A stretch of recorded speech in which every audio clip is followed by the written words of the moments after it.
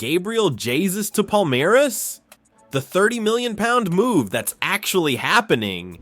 Alright Gooners, we need to talk about Gabriel Jesus, and I know what you're thinking. We're only 7 games into the season, how is this already happening? But trust me, this story is moving faster than anyone expected. So here's what's going down. Palmeiras, Jesus' boyhood club back in Brazil, they're making their move. And this isn't just rumors or agent talk anymore. Their president, Leila Pereira, has actually approved a deal to bring our number 9 back home. We're looking at a transfer that could reach £30 million. Now, according to reports from Mix Vale in Brazil, Palmeiras' board of directors have given the green light for this signing to happen in 2026. But here's the thing that caught my attention. Both clubs are eyeing January as the perfect window to accelerate these negotiations and potentially get this done even sooner. And look, Arsenal are reportedly open to selling. That tells you everything you need to know about where we're at with this situation. Now, Jesus isn't short of options here. West Ham have been linked with a move. Everton are interested. Even AC Milan have expressed interest in bringing him to Italy. But according to the reports coming out of Brazil, Jesus wants to go home. When your homeland is calling and the club where you started your career wants you back, that's a different kind of pull, right? But let's talk about the elephant in the room, because I know this is what everyone's thinking about. Jesus' injury record at Arsenal has been absolutely devastating, and Palmeiras know it too, which is exactly why they're being so careful with this deal. Since joining us from Manchester City back in 2022, Gabriel Jesus has missed 559 days through injury. Let me say that again, 559 days. He's made 96 appearances for Arsenal, which sounds decent until you hear this next stat. He's missed 90 matches due to injury. Think about that for a second. He's basically missed almost as many games as he's actually played for us. That's why Palmeiras are prioritizing full medical examinations before they even think about finalizing this transfer. They need to know exactly what they're getting into, and honestly, can you blame them? Then there's the financial side of things. Jesus is one of Arsenal's highest earners right now, and let's be real, Palmeiras can't match Premier League wages. So what are they doing? They're working on adjusting the contract structure to align with Brazilian football standards. They want him badly enough to make the numbers work. Now, here's something interesting to consider. We all know Arsenal have historically been terrible at selling players, right? Andrea Berta did brilliant business bringing players in this summer, but our sales department, that's always been our weak point. Getting $30 million for Jesus, considering his injury history, that would actually be solid business for us. It might finally change the narrative around Arsenal's ability to sell. When Jesus signed for Manchester City, the excitement was unreal. We all thought he was going to be absolutely massive for Arteta's project. The talent was there, the work ethic was there, his understanding of how Mikel wants to play was already built in from their time together at City, but his body just couldn't hold up to the demands. It's been heartbreaking to watch, honestly. So where does this leave us? January is going to be crucial. Will the deal happen in the winter window, or are we looking at next summer? That's the big question right now, but one thing seems clear. Gabriel Jesus' time at Arsenal is probably coming to an end. It's sad when you think about what could have been. Sometimes in football, things just don't work out the way you hope, no matter how much talent is there or how hard everyone tries. Maybe a fresh start back home in Brazil, playing in a less physically demanding league, is exactly what both Jesus and Arsenal need right now. We'll keep you updated as this story develops, Gooners. Let me know in the comments what you think about this potential move. Would $30 million be good business, or should we hold on and hope he can stay fit? Drop your thoughts below. Arsenal get massive injury boost before Fulham, and no, it's not Odegaard.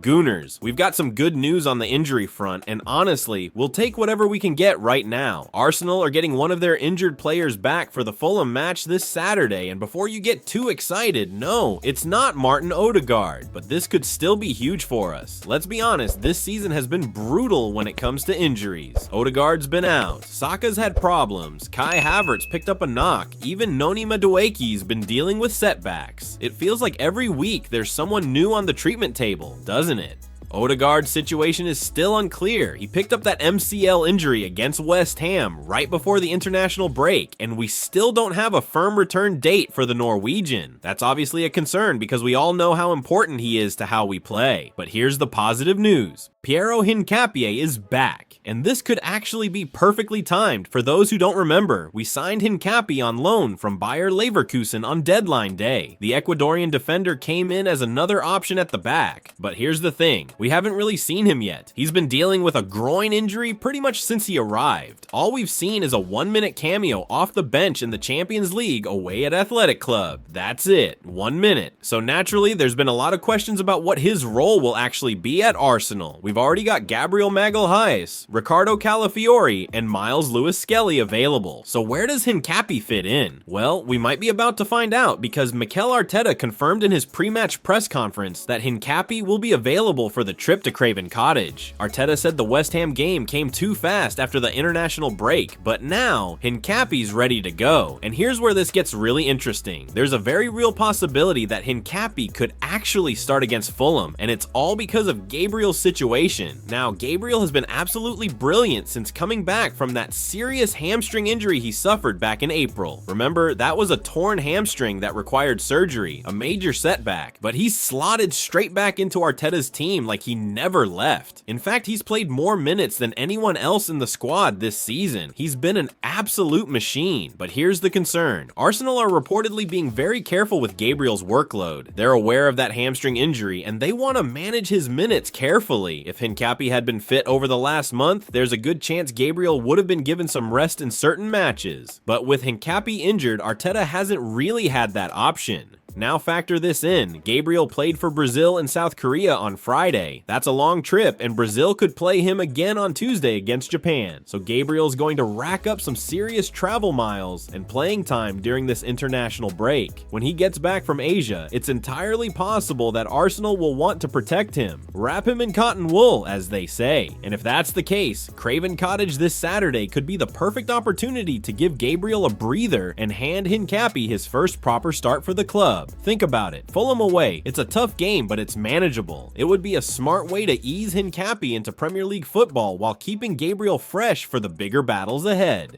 We've got a long season in front of us, and if we're going to challenge on multiple fronts, we need to be smart about how we use our squad.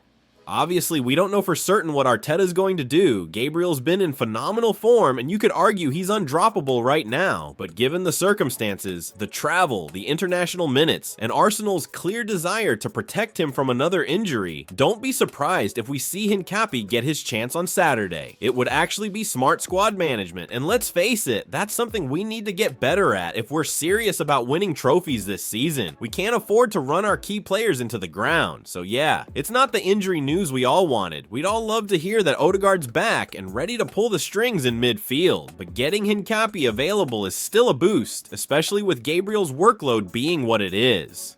Let me know what you think, Gooners. Should Arteta rest Gabriel and start Hincapie against Fulham? Or do you stick with the Brazilian who's been in incredible form? Drop your thoughts in the comments below. And that wraps up today's biggest Arsenal news. If you enjoyed the update and want to stay on top of everything happening with the Gunners, make sure to subscribe and turn on notifications. You won't want to miss what's coming next. Thanks for watching, and I'll see you in the next video. Come on, Arsenal!